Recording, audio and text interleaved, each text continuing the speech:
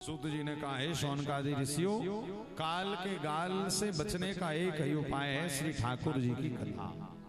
इस कथा को सुनने के लिए पहले तो कथा की महिमा बताई सूत जी ने कि ये साधारण कथा नहीं है। आप लोग भी सब लोग सुनिए, साधारण कथा नहीं। इस कथा को सुनने के लिए देवलोक में बैठे देवता लोग भी तरसते। पता, स्वर्ग में सब चीजें मिल जाती हैं, खूब सुख मिल जाता है, खूब भोग मिल जाता है, सब चीज मिल जाती है, किंतु स्वर्ग में दो चीजें बड़ी दुर्लभ है देवलोक में। आप कहोगे कौन कौन सी महाराज? पहली तो कथा। क्यों? बोले ये कथा स्वर्ग वालों को नहीं मिलती। देवता लोग, पता है आपको, देवता लोग अभी देवलोक से बैठे बैठे उमापुर के लोगों को देखकर पता है जलन पैदा कर रहे होंगे। क्या सोच रहे होंगे देवता लोग? काश हमें भी उमापुर में जन्म मिल जाता। क्यों? यदि उमापुर में जन्म मिल जाता तो हम भी धीरे से जाकर कथा पांडाल में कथा सुन लेते। किंतु अरे राम, क्या बताएं, जब भगवान हमसे पूछ रहे थे कि पुण्य के बदले क्या चाहिए तो हमने सुख मांग लिया। और देखो आज स्वर्ग में पड़े हुए, स्वर्ग में सुख तो भोग रहे, किंतु कथा में जो आनंद है वो सुख भोगने में थोड़ी। तो पहली तो देवताओं को कथा दुर्लभ है, किंतु भैया उमापुर वालों को कथा सहज स्वरूप मिल रही, तो आप देवताओं से बड़े हो गए। और दूसरी चीज स्वर्ग में नहीं मिलती है। हमारे ब्रज के आचार्य लोग कहते हैं, बोले कौन सी वो दूसरी चीज है? बोले वो दूसरी चीज है तक्रम। तक्रम कहें तो कढ़ी, जानते हैं आप लोग? कढ़ी, कढ़ी खाते हैं आप? कढ़ी, छाछ। अच्छा, छाछ बनाने का प्रोसेस क्या है, विधि क्या है? जब दूध एक दो दिन पुराना हो जाएगा, उसको जब खराब वाला, उसमें जब बैक्टीरिया आएंगे तब उसको दही, और फिर दही से छाछ बनता है कि नहीं बनता? तो अब ज्यादा ठंडी यदि पड़ जाए तो भी इस महीने में कहते हैं बहुत जल्दी तक्रम नहीं बनता, बहुत जल्दी छाछ नहीं बनती, उसके लिए जरा गर्मी चाहिए होती। तो देवताओं को एक तो कथा दुर्लभ है, और हमारे ब्रज में संत लोग कहते हैं दूसरी तो कढ़ी दुर्लभ है। जब हम लोग के घरों में कढ़ी बनती ना, तक्रम बनती है, तो देवता लोग देवलोक से सोचते अरे राम राम राम, काश हमने मृत्यु लोक में जन्म लिया होता तो हमें कढ़ी खाने मिल जाती। क्यों? क्योंकि वहां पर सदैव एक सा मौसम रहता है।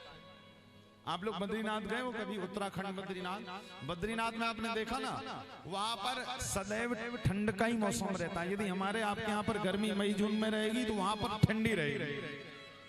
हर वर्ष हमारी कथा होती है, और इस वर्ष पुनः पुरुषोत्तम महीने में 7 जून से 13 जून श्री बद्रीनाथ धाम में विशाल आयोजन श्रीमद् भागवत जी का होगा। तो भैया उमापुर से भी यदि आप लोगों को चलना हो छुट्टी मनाने गर्मी की, तो चलिए ठाकुर जी के धाम श्री बद्रीनाथ। 7 जून से 13 जून 2026, और इस वर्ष तो पुरुषोत्तम महीना आ रहा है, जो 3 वर्ष में एक बार आता है। ये पुरुषोत्तम महीना ठाकुर जी ने, नरसिंह भगवान ने स्पेशल बनाया है। किसके लिए? बोले हिरण्यकश्यप को मारने के लिए। उसने कहा था ना ब्रह्मा जी से, आपके बनाए गए महीनों में ना मारो, तो भगवान ने कहा तेरे लिए स्पेशल महीना बनाओ। और पुरुषोत्तम महीने की तो इतनी महिमा है, कहते हैं उस समय तो संपूर्ण ब्रह्मांड में जो हवा भी चलती है वो साक्षात पुरुषोत्तम भगवान यानी साक्षात भगवान श्री कृष्ण ही हवा बनकर चल रहे होते हैं। इसलिए उन महीनों में शादी विवाह कुछ नहीं, केवल और केवल पुरुषोत्तम के महीनों में केवल ठाकुर जी की कथा को सुना जाता है, केवल हरिनाम किया जाता है। तो यहां पर भी सूत जी महाराज ने शौनकादि ऋषियों को कथा की महिमा बताई। बोले जैसे देवलोक के देवताओं को ये कथा दुर्लभ है, किंतु आपको सुलभ मिल रही है, इसका मतलब ये नहीं कि आप इसका सम्मान ना करें।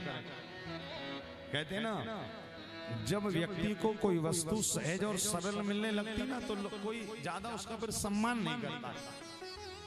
भाई देखो, अब उमापुर और आसपास इतने सारे गांव, इतने सारे लोग हैं, कई लोग तो यही सोच रहे हैं महाराज अब आज तो दूसरे ही दिन है, चले जाएंगे कल परसों। क्या? क्योंकि पता है उनको कि 30 तारीख तक होना, उसके पहले कभी भी चले जाएंगे। जब वस्तु सहज और सरल मिल जाती है तो लोग सोचते हैं कभी भी सुन ली जाएगी। किंतु यही कथा यदि कई वर्षों तक, कई दिनों तक सुनने ना मिलती, या जो लोग कथा के दूसरे दिन आ गए उनके अंदर कथा की महिमाएं, तब तो दौड़े दौड़े आए कि भैया चलो 2 दिन तो निकल गया, 5 ही दिन और बचे। एक तो ये भाव हो गया क्या कि 2 दिन निकल गए, 5 दिन और बचे। और एक ये भाव है कि अभी तो 5 दिन है कि नहीं, दोनों में अंतर। बात वही है, किंतु भाव क्या है, अभी तो 5 दिन है, 1 दिन चले जाएंगे आराम से, और नहीं जाएंगे तो हमारा कौन सा बिगड़ जाएगा। फिर 31 के भंडारे में तो आएंगे ही आएंगे। उस दिन तो फिर बिना बुलाए वाले भी लोग आ जाते हैं और फिर सबको प्रसादी मिली जाती है। तो ये कथा कितनी अनंत गुना महिमावंत है। बोले ये कथा देवलोक के देवताओं को भी दुर्लभ है, किंतु हमें सुलभ मिल रही है। इसका मतलब ये नहीं कि इसकी महिमा नहीं। आज सूत जी महाराज शौनकादि ऋषियों को बता रहे हैं कि ये कथा सुनने के लिए एक बार देवलोक से देवता लोग आए थे, हाथ में अमृत का कलश लेकर। और अमृत का कलश उस समय पर सुखदेव गुरुदेव राजा परीक्षित को कथा सुना रहे थे।